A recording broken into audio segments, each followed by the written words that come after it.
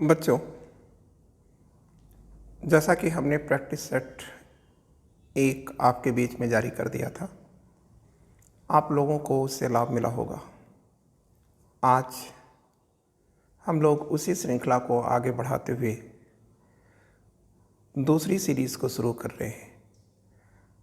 तो निश्चय ही मुझे पूरा विश्वास है कि आपको लाभ मिलेगा।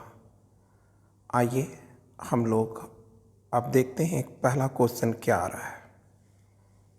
चूँकि 33 क्वेश्चन हमने फर्स्ट सीरीज में दिया था, इसलिए जो हमारी सेकंड सीरीज शुरू हो रही है वो 34 क्वेश्चन से शुरू हो रही है। 34 क्वेश्चंस में दे रहा है कि सिगरिया गुफा के संदर्भ में क्या सत्य है। सिगरिया गुफा श्रीलंका में 5वीं शताब्दी ईस्वी में निर्मित हुई थी। ये पहला विकल्प है। बी विकल्प है, सिगरिया गुफा की खोज 1830 में मेजर फोमर्स ने किया था। सी विकल्प है, इस गुफा में बनी चित्रों में शरीर के निचले भाग को बादलों से ढका गया है। डी है, उपरोक्त सभी सत्य हैं। बच्चों, हमने आंसर दे रखा है और इसका आंसर है डी, मतलब तीनों ही बातें सही हैं। अब अगला क्वेश्चन है, सिगरिया की गुफा से ही है। 35, सिगरिया गुफा के संदर्भ में क्या असत्य है। ऊपर पूछा गया क्या सत्य है, अब नीचे पूछा जा रहा है कि क्या असत्य है। ऐसा हमने इसलिए किया है ताकि अगर आपसे कंपटीशन के अंतर्गत सिगरिया गुफा से कोई भी प्रश्न पूछा जाता है तो आप उसे करने में सक्षम हो सकें। जैसा कि आप देख रहे हैं कि सिगरिया गुफा का जो डायग्राम है, चित्र है, वो भी हमने दिखा रखा है। और पहली बात आप याद रखिएगा कि जो सिगरिया की गुफा है ये श्रीलंका में है और यह दाम्बुला की पहाड़ियों पर है। जैसा कि आप देख रहे हैं, लिखा हुआ है, चित्र में बना करके लिखा गया है दाम्बुला माउंटेन। ठीक है, तो अब आइए हम लोग देखते हैं क्या असत्य है। तो सिगरिया में कुल 21 नारी आकृतियों का चित्रण हुआ है। जी सही है। बी, गीली दीवार पर लाल अथवा काले रंग से रेखांकन किया गया है। ये भी सही है। इन गुफाओं का निर्माण श्रीलंका के शासक कश्यप प्रथम के शासनकाल में हुआ था। ये भी सही है। यहाँ कुल 8 गुफाएं हैं। ठीक है, यह गलत है। ठीक है, यही असत्य है क्योंकि गुफाओं की संख्या 7 है। ठीक है, और अब हम लोग आगे चलते हैं। 36 कह रहा है कि बाघ की गुफाओं के संदर्भ में निम्नलिखित में क्या सत्य है। आप देख रहे हैं कि चित्र में दिखाया जा रहा है बाघ की गुफाएं, और अब इसमें पहला विकल्प क्या दे रहा है, बाघ नदी के तट पर स्थित होने के कारण इन गुफाओं को बाघ की गुफा कहा जाता है। ठीक है, तो आप याद रखिएगा कि यह विंध्य पर्वत पर बना हुआ है और बाघ नामक एक गांव है। वहीं से एक नदी निकलती है बाघ, और इसी बाघ नदी के तट पर स्थित होने के कारण इन गुफाओं को बाघ की गुफा कहा जाता है। ठीक है, और यह जो गुफा बनी है ये काफ़ी मुलायम पत्थरों पर बनी है और यही कारण है कि आज यह लगभग नष्ट प्राय है। तो इसका मतलब ये है कि पहला विकल्प हमारा सही है। बी कह रहा है कि बाघ की पहली दूसरी गुफा को क्रमशः गृह गुफा तथा पांडव गुफा भी कहा जाता है। ये भी सही है। सी कह रहा है कि बाघ की गुफा का दूसरा नाम पंच पांडव गुफा है। जी, ये भी सही है। इसी को कैलियन की गुफा भी कहा जाता है। ठीक है, इसका मतलब सभी सत्य हैं। इसका आंसर क्या हो जाएगा, उत्तर क्या हो जाएगा, डी हो जाएगा। हमने इसकी व्याख्या भी कर रखा है कि बाघ की गुफाएं बाघनी नदी पर है, बाघी नदी की घाटी में है, विंध्य पर्वत की में है। दूसरी चीज़, ये किस डिस्ट्रिक्ट में पड़ता है। तो उसका भी आंसर दिया गया है कि यह मध्य प्रदेश के धार डिस्ट्रिक्ट में है। ये धार कहाँ पड़ता है?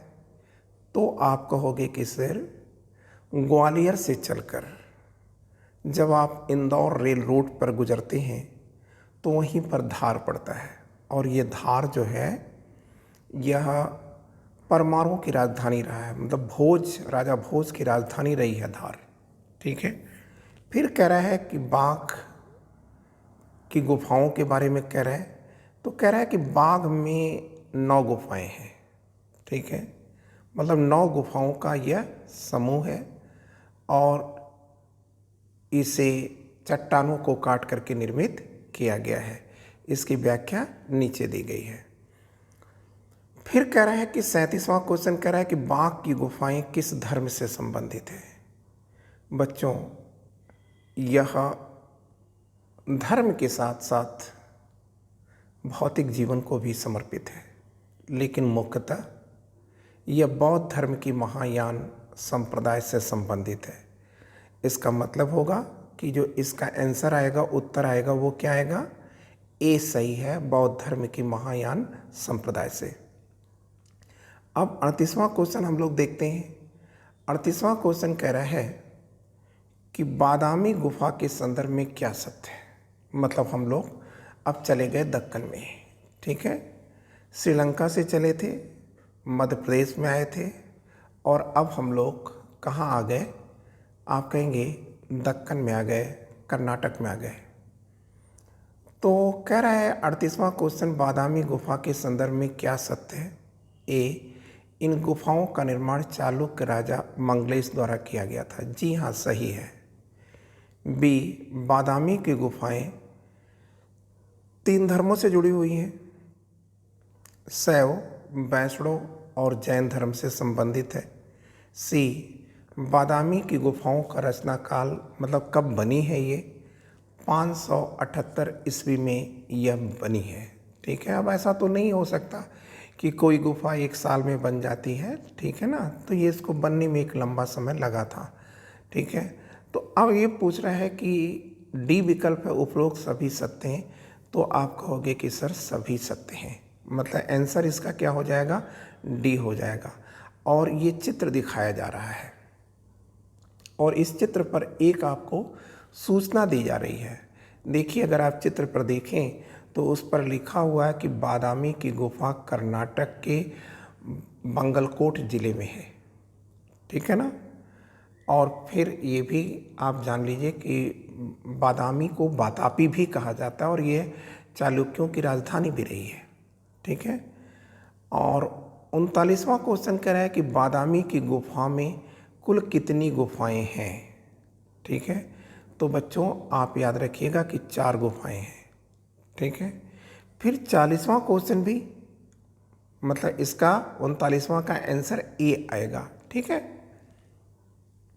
अब 40वां क्वेश्चन करिए, बादामी की गुफाओं के संदर्भ में निम्नलिखित में क्या असत्य है? ए, जो बादामी की पहली गुहा है या गुफा है, वह किस देवता को सुपुर्द है? डेडिकेट किसको करती है? तो आप कहोगे कि सर शिव को, मतलब शिव की गुफा है पहली। दूसरी और तीसरी गुहा यह वैष्णव धर्म को है। ठीक है, मतलब पहली शिव को, दूसरी और तीसरी वैष्णव धर्म को, और चौथी गुफा यह जैन धर्म से संबंधित है।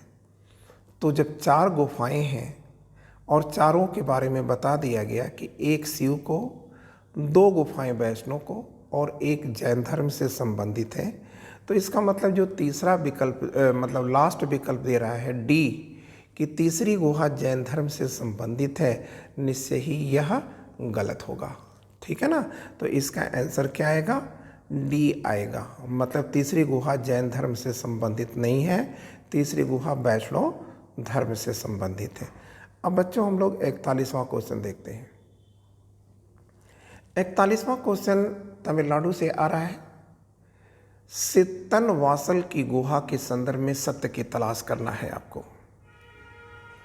ठीक है, ए है तमिलनाडु राज्य में तंजौर के निकट कृष्णा नदी के तट पर स्थित है। ठीक है। बी है, इस गुफा का निर्माण पल्लव राजा महेंद्र वर्मन तथा उनके पुत्र नरसिंह वर्मन ने कराया है। ये भी सही है।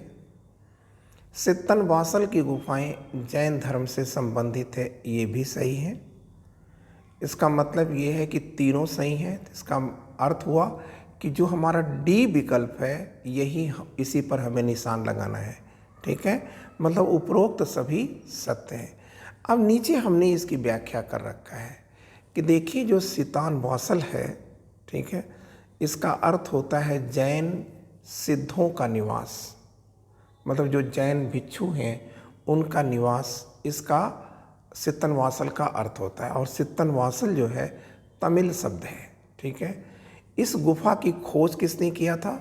तो ये भी लिखा है कि फ्रांसीसी प्रोफेसर दुर्विल द्वारा 1934 में इस गुफा की खोज की गई थी। फिर कह रहा है कि यहाँ एक बड़े बरामदे की छत पर कमल सरोवर का चित्र है। मतलब जो छत है इस पर, ठीक है, एक सरोवर बनाया गया है जिसमें कमल को खिलता हुआ दिखाया गया है तथा इस सरोवर में मछली भी है, हाथी भी हैं, भैंसे हैं तथा कुछ जैन दिव्य आकृतियाँ भी हैं। फिर कह रहा है कि यह तमिलनाडु में कहाँ है? तो कह रहा है कि पुदुकोट्टई जिले में है और सित्तनवासल पुदुकोट्टई जिले का एक गांव है। ठीक है, लिखा हुआ नीचे, आप इसे नोट करते जाएंगे और इसे पढ़ते जाएंगे। ठीक है, सुने, लिखें और फिर उसको, ठीक है, एक बार पढ़ लें। ठीक है, और लास्ट पेज में हम आपका एक टेस्ट लेंगे अनसॉल्व के रूप में, अनसॉल्व दे करके, और पूरे के पूरे हिस्ट्री पर आपका एक टेस्ट लेंगे। ठीक है, जिसमें कल्चर भी होगा, मतलब सब कुछ होगा। अब हम लोग 42 क्वेश्चन करते हैं। 42 में एलोरा आ गया। ठीक है, कह रहा है कि एलोरा में कुल गुफाओं की संख्या क्या है? तो बच्चों ये देखिए एलोरा का डायग्राम दिया गया है, एलोरा की गुफा का डायग्राम दिया गया है और ये कहा जा रहा है कि एलोरा में कुल गुफाओं की संख्या क्या है। इसमें 4 विकल्प दिए गए हैं, तो आपको इसका आंसर जानना है कि 34 गुफाएं हैं एलोरा में। ठीक है, फिर कह रहा है कि एलोरा की गुफा किस धर्म से संबंधित नहीं है। क्लियर? तो बच्चों इसमें 2 अनिश्वरवादियों का है और एक ईश्वरवादी का है। ठीक है, तो 2 अनिश्वरवादियों में कौन कौन आएंगे?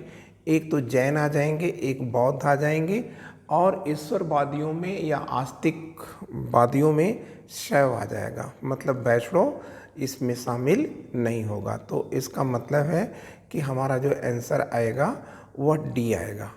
ठीक है, फिर कह रहा है कि एलोरा की कौन सी गुफा सर्व प्राचीन है। ठीक है, 4 विकल्प दे रहा है, बौद्ध गुफाएं, जैन गुफाएं, वैष्णव गुफाएं और शैव गुफाएं, ये दे रहा है ना।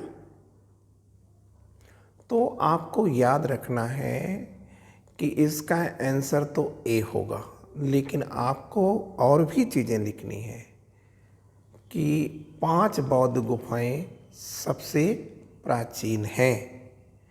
अब हम लोग 44 क्वेश्चन आते हैं, 45 क्वेश्चन आते हैं। 45वें में क्या कह रहा है क्वेश्चन में कि एलोरा कला मंडप के संदर्भ में क्या क्या सत्य है।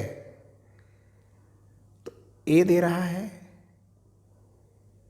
कि 12 कला मंडप बौद्ध धर्म से संबंधित है। ठीक है, सही है। 17 कला मंडप यह ब्राह्मण धर्म या वैदिक धर्म से संबंधित है, ये भी सही है।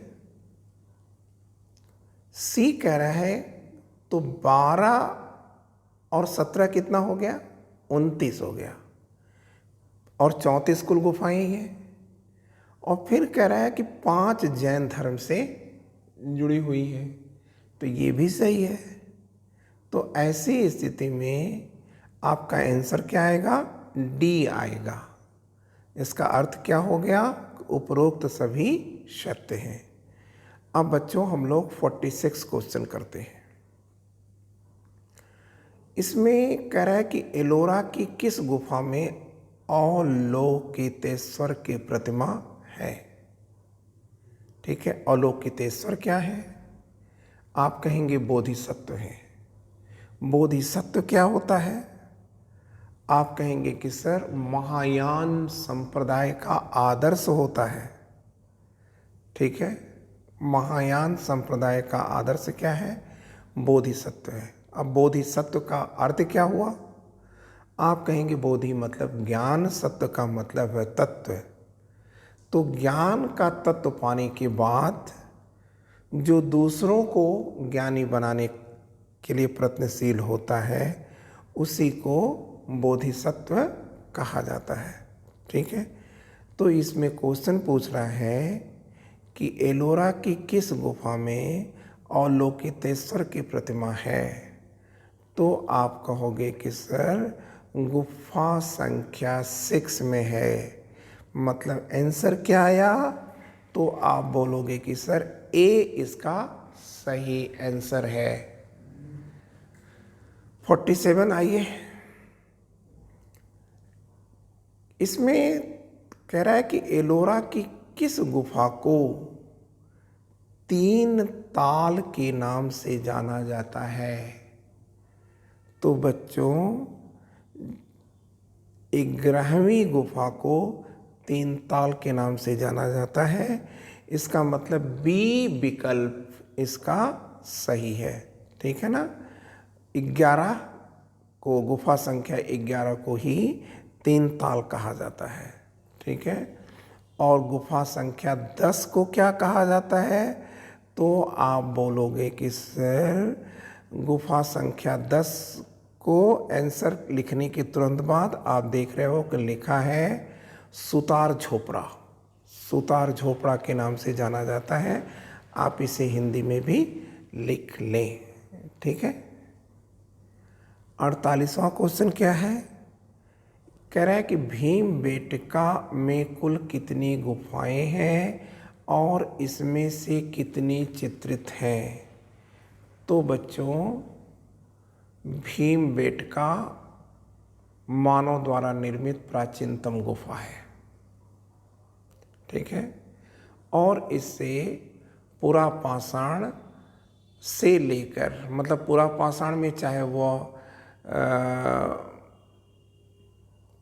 निम्न पुरापाषाण हो या लोअर पैलियोलिथिक हो या मध्य पुरापाषाण हो या उच्च पुरापाषाण हो, ये तीनों जो युग हैं उनकी कलाएं आपको भीमबेटका में मिलेंगी। ठीक है, और भीमबेटका की लोकेशन क्या है? आप कहोगे कि सर भोपाल के पास है सर। ठीक है, मध्य प्रदेश में।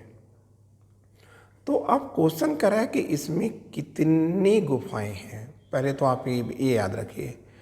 तो आप रखिएगा, देखिए गुफाएं तो बहुत हैं, मतलब 600 हैं।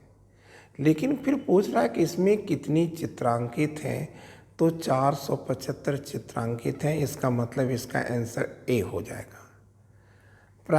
फिर 49 क्या कर रहा है? प्रागैतिहासिक शिला चित्रों में किन पक्षियों का अंकन किया गया है।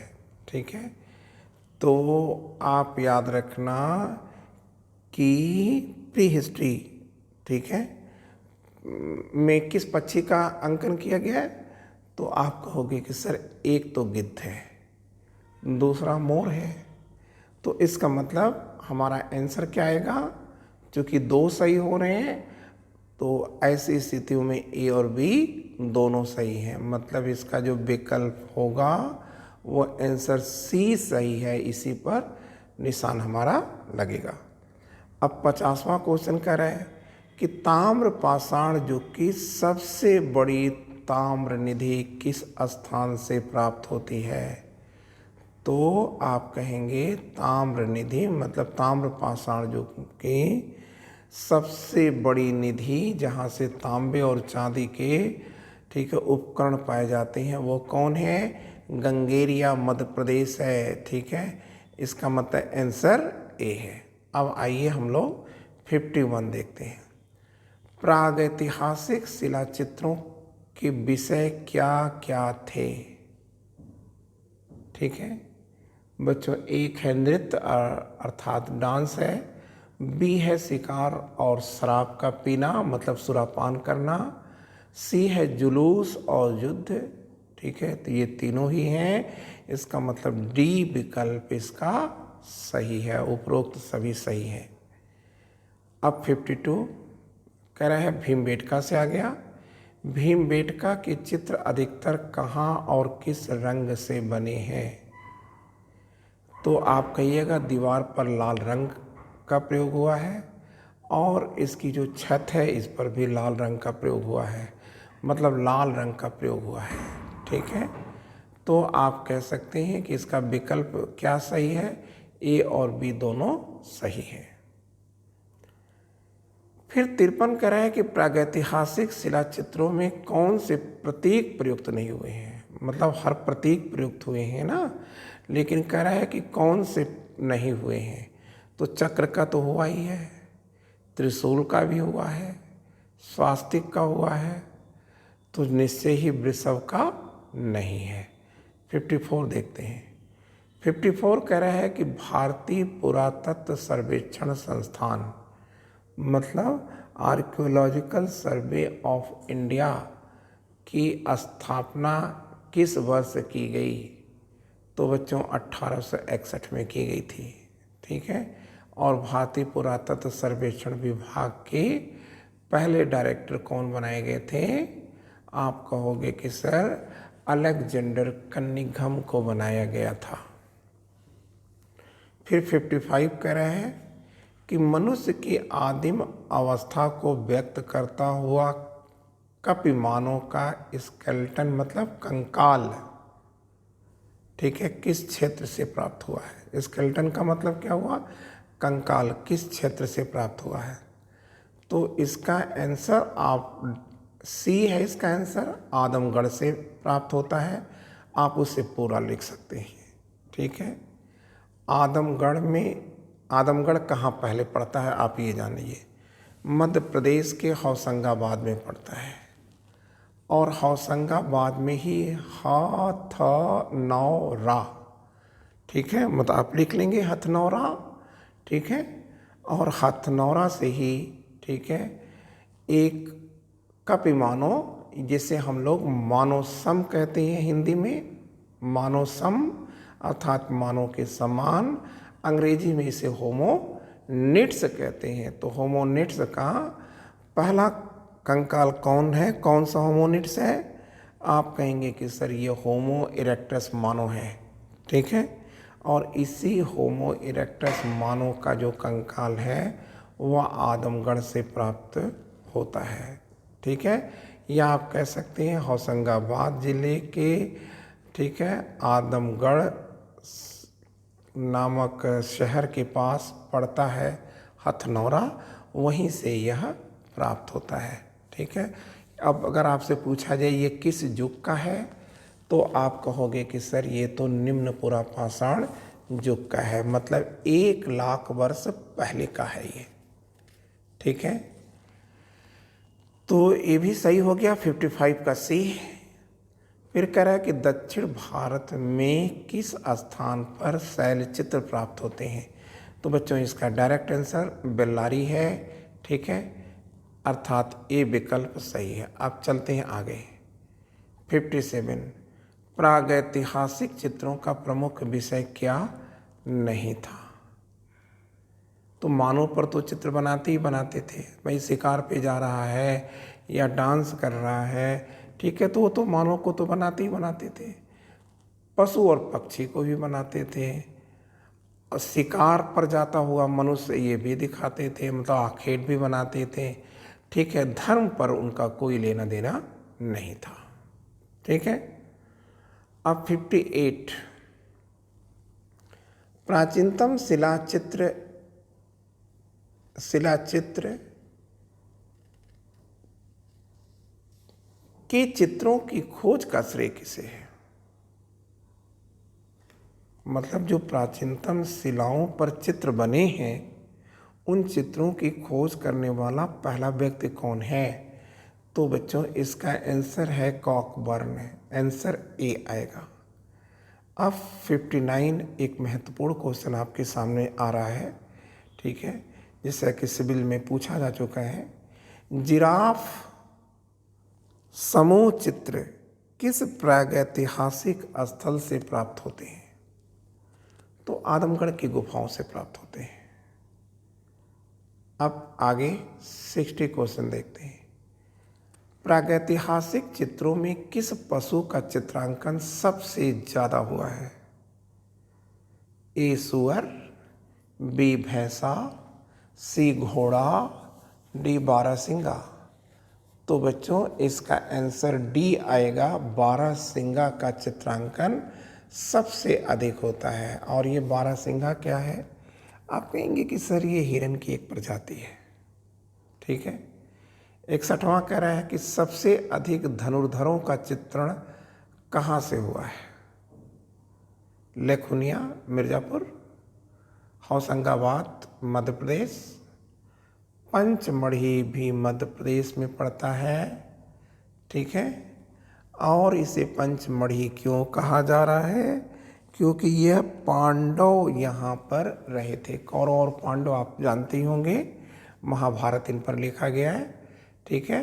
और इसी कौरव और पांडव युद्ध को, ठीक है, पर ही क्या किया गया है, ठीक है, इतिहास शब्द का प्रयोग किया गया है।